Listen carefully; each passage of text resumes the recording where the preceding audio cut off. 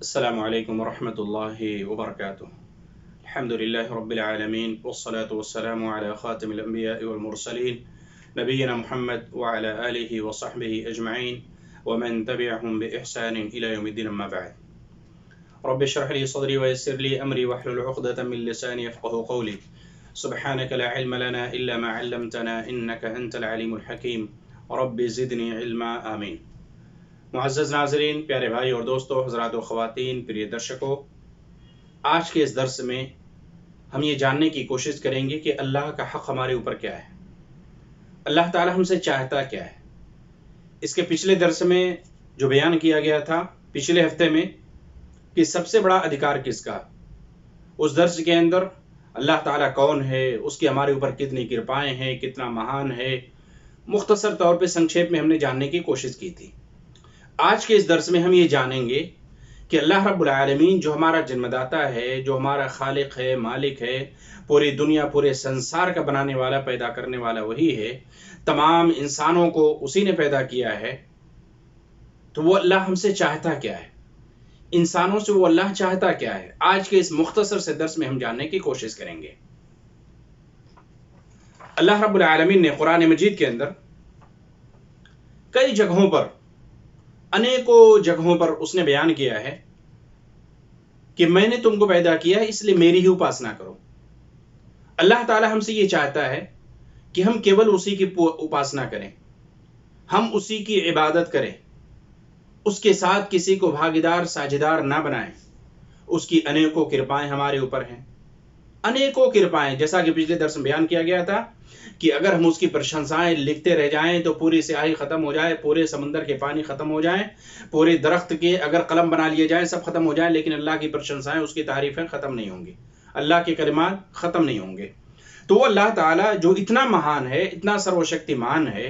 تو وہ اللہ ہم سے چاہتا کیا ہے؟ اللہ رب العالمین قرآن مجید کے اندر بیان فرماتا ہے، اعوذ باللہ من الشیطان الرجیم،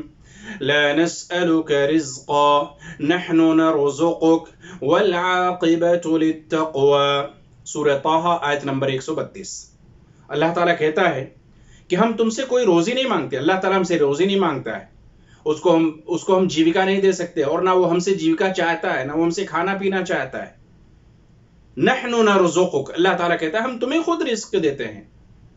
جیوکا اللہ تعالیٰ خود دیتا ہے۔ والعاقبۃ للتقوی، اور انجام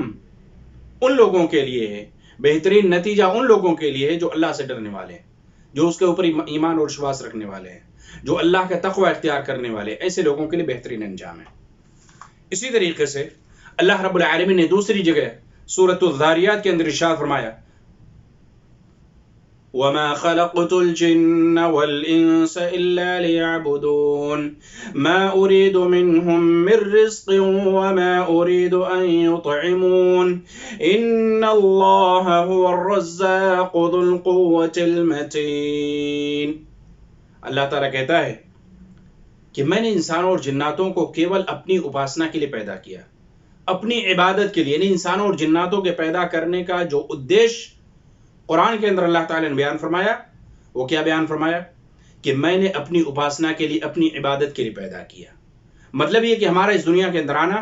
ہم اس دنیا کے اندر آئے، ہمارا جنم ہوا، اب جب ہم نے ہوش سنبھالا تو ہمیں کیول اپاسنا، عبادت کیول اس کی کرنی چاہیے جو آسمانوں کے اوپر براجمان ہے، اور وہ اللہ تعالیٰ ہے۔ پھر اللہ تعالیٰ کے بیان فرماتا ہے کہ ما اريد منهم من رزق، اور اس اپاسنا کے بدلے میں مجھے جیوکا نہیں چاہیے، مجھے روپے پیسے نہیں چاہیے، مجھے چڑھاوا نہیں چاہیے، مجھے دھن دولت نہیں چاہیے۔ ان اللہ هو الرزاق ذو القوة المتین، اللہ تعالیٰ کہتا ہے کہ وہ تو خود رزاق ہے، جیوکا پردان کرنے والا وہ ہے۔ جب ایک بچہ اپنے ماں کی اندھیری کوٹری میں پیٹ کے اندر رہتا ہے تو جیوکا کون پردان کرتا ہے، اس کی رکشا کون کرتا ہے؟ سمندر کے اندر نہ جانے کتنی مچھلیاں ہیں، کتنے جانور ہیں، ان کو جیوکا کون پردان کر رہا ہے؟ ان اللہ هو الرزاق ذو القوة المتین، اللہ تعالیٰ ہے جو جیوکا پردان کرنے والا ہے، تو اس اللہ کو جیوکا کی کوئی آوشکتا نہیں، کوئی ضرورت نہیں، وہ ہم سے دھن دولت نہیں چاہتا، وہ ہم سے چڑھاوے نہیں چاہتا، وہ ہم سے روپے پیسے نہیں چاہتا، وہ ہم سے کھانا پینا نہیں چاہتا، بس ہم سے یہ چاہتا ہے کہ اس نے ہمارے اوپر انیکوں کرپائیں کی ہیں، ہم اسی کی اپاسنا کریں، ہم اسی کے سامنے ماتھا ٹیکیں، اسی کے سامنے سجدہ کریں، اسی کے لیے رکوع کریں، اسی کی عبادت کریں، اسی کی اپاسنا کریں، اس کے ساتھ کسی کو شریک۔ صحیح بخاری اور صحیح مسلم کی روایت ہے، حضرت معاذ بن جبل رضی اللہ تعالیٰ عنہ کہتے ہیں کہ میں ایک دن اللہ کے نبی صلی اللہ علیہ وسلم کے ساتھ سواری کے پیچھے سوار تھا، تو آپ نے مجھ سے کہا اے معاذ، میں نے کہا لبیک و سعدیک یا رسول اللہ، میں حاضر ہوں، فرمائیے اللہ کے نبی صلی اللہ علیہ وسلم۔ تو آپ صلی اللہ علیہ وسلم نے کہا کہ اے معاذ بن جبل، کیا آپ کو معلوم ہے کہ اللہ کا حق بندوں کے اوپر اور بندوں کا حق اللہ کے اوپر کیا ہے؟ میں نے کہا اللہ و رسولہ اعلم، اللہ اور اس کے رسول زیادہ بہتر جانتے ہیں۔ تو آپ صلی اللہ علیہ وسلم نے کہا حق اللہ علی العباد ان یعبدوہ ولا یشرکوا بہ شیئا، اللہ کا حق بندوں کے اوپر یہ ہے کہ بندے کیول اسی کی اپاسنا کریں، اسی کی عبادت کریں، اس کے ساتھ کسی کو شریک نہ ٹھہرائیں۔ وحق العباد علی اللہ الا يعذب من لا يشرك به شيئا، کہ بندوں کا حق اللہ کے اوپر کیا ہے کہ جو بندہ اسی کی عبادت کرے، اسی کی اپاسنا کرے، اللہ تعالیٰ اس کو عذاب نہ دے۔ یعنی عبادت صرف اللہ کی، اس کے ساتھ کسی کو بھاگیدار ساجھیدار نہیں بنایا جائے گا، اور جو کیول اللہ کی عبادت کرے گا، اللہ کے اوپر حق یہ ہے کہ اللہ تعالیٰ اس کو عذاب میں مبتلا نہ کرے اور یاتنا نہ دے۔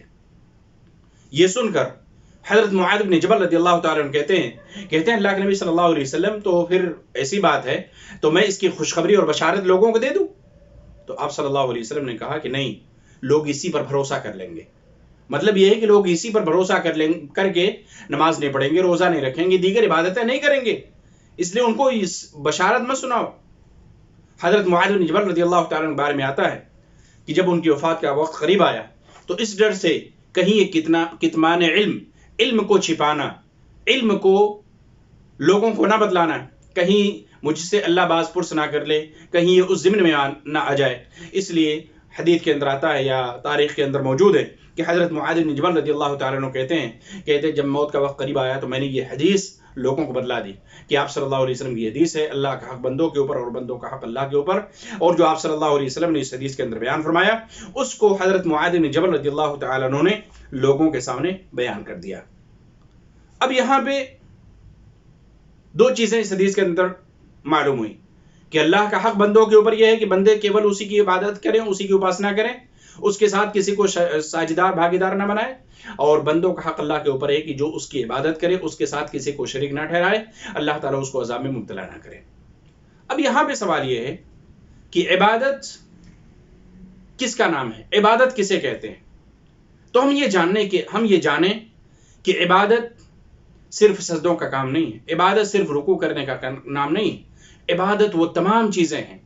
عبادت صرف نماز پڑھنے کا نام نہیں، عبادت صرف روزہ رکھنے کا نام نہیں، بلیدان یہ بھی عبادت ہے، نظر و نیاز عبادت ہے، دعا کرنا عبادت ہے، پرارتھنا کرنا عبادت ہے، اللہ سے امید لگانا یہ بھی عبادت ہے، اللہ کا خوف یہ بھی عبادت ہے، دعا کرنا یہ بھی عبادت ہے، نفع اور نقصان کا مالک سمجھنا یہ بھی عبادت کے اندر داخل ہے۔ ان تمام چیزوں میں کیول ایک اللہ کو جاننا، ایک اللہ ہی کی عبادت کرنا، اسی کو اکیلا، اسی کی عبادت اور اپاسنا کرنا، اسی کا نام توحید ہے، یہی ایکیشورواد ہے، اور یہی اللہ کا حق ہے، ایک بندے کیول اسی کی اپاسنا کریں، اسی کی عبادت کریں۔ لیکن بہت سارے لوگ یہ سمجھتے ہیں کہ نہیں، وہ عبادت صرف نماز کا نام ہے، عبادت صرف روزے کا نام ہے، بلیدان کسی اور کے نام پہ، نظر و نیاز کسی اور کے نام پہ، چڑھاوا کسی اور کے نام پہ، یا اسی طریقے سے اللہ تک پہنچنے کے لیے کسی اور کے ذریعے سے پہنچنے کی کوشش کرتے ہیں، مزاروں کی پوجا کرتے ہیں، وہاں پہ جا کے چڑھاوے چڑھاتے ہیں، یا اسی طریقے سے دیگر اور چیزوں کے مندروں میں جاتے ہیں اور دیگر چیزوں پہ جاتے ہیں۔ تو یہ سب کیا ہوتا ہے؟ یہ سب عبادت نہیں ہے، یہ سب عبادت کا الٹا ہے، جسے شرک کہا جاتا ہے، جسے شرک کہا جاتا ہے۔ اللہ کی عبادت میں ان تمام چیزوں میں پرارتھنا کرنا بھی، دعا کرنا بھی، بلیدان کرنا، نظر و نیاز کرنا، یہ تمام چیزیں عبادت ہیں۔ ان تمام عبادتوں میں کسی ایک کو بھاگیدار بنا لینا، ان تمام اپاسنا کے اندر کسی اور کو شریک بنا لینا، اسی کو کیا کہتے ہیں؟ شرک کہتے ہیں۔ اور یہ شرک سب سے بڑا گناہ ہے، سب سے بڑا گناہ ہے، مہا پاپ ہے، پاپوں کے اندر سب سے بڑا پاپ ہے۔ اور یہ شرک کیا ہے؟ کتنا خطرناک گناہ ہے، کتنا خطرناک ظلم ہے، اور شرک کسے کہتے ہیں؟ انشاءاللہ اگلے ہفتے کے درس میں انشاءاللہ باتیں عرض کی جائیں گی۔ اللہ رب العالمین سے دعا ہے کہ اللہ تعالی ہمیں اور آپ تمام لوگوں کو کیول اسی کی یعنی اللہ تعالیٰ کی عبادت کرنے کی توفیق عطا فرمائے۔ اللہ رب العالمین لوگوں کو ایک شروعات توحید کو سمجھنے، اس کو اپنانے، اس کو اپنے دلوں میں بٹھانے، اس کے انوسار جیون بتانے کی اللہ تعالیٰ تمام لوگوں کو توفیق دے۔ اور جو لوگ تجھے بھولے ہوئے ہیں، تجھ کو چھوڑ کر کسی اور کو بھاگیدار اور ساجدار بناتے ہیں تیرے ساتھ، یا تجھے چھوڑ کر کسی اور کی اپاسنا کرتے ہیں، اللہ تعالیٰ تو ان کو توفیق دے کہ وہ تیرے بارے میں تجھ سے پریچت ہوں، تیرے بارے میں پڑھیں، قرآن کا ادھین کریں، محمد صلی اللہ علیہ وسلم کی سیرت پڑھیں اور تیری ہی عبادت کریں، تیری ہی اپاسنا کریں۔ اللہ تعالیٰ تمام لوگوں کو توفیق دے، آمین ثم آمین۔ وصلی اللہ تعالی علی نبینا محمد وعلی آلہ وصحبہ اجمعین، والسلام علیکم ورحمۃ اللہ